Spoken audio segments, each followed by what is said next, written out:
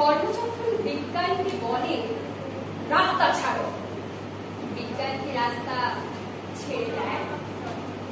কোকের ভয়ে দেশান্তরী হয়েছিলেন Leonardo da Vinci.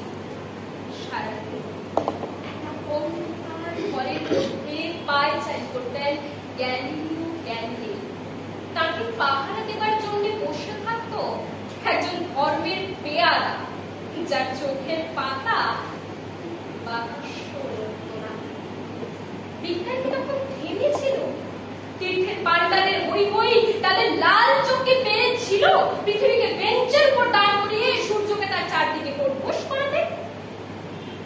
যতদিন দুঃখী মানুষকে বেঁচে থাকার সাহস দেয়, ততদিন রাস্তা নিয়ে কারো সঙ্গে তার ঝগড়া থাকে না।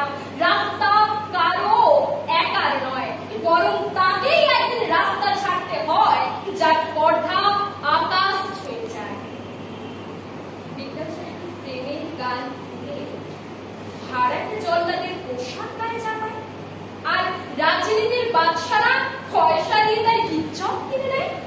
আর তার গলা থেকেও ধর্মের ষাঁড়েদের মতোই কর্কশ আদেশ শোনা যায়, রাস্তা ছাড়ো, নইলে পৃথিবীর কালো সাদা মানুষের গান, তাদের স্বপ্ন, এক মুহূর্ত সেই চিৎকার শুনে থমকে তাকায়। তারপর যার যেদিকে রাস্তা সেদিকে করেই তার সামনে আরো সামনের দিকে এগিয়ে যায়। কেউ কাউকে রাস্তা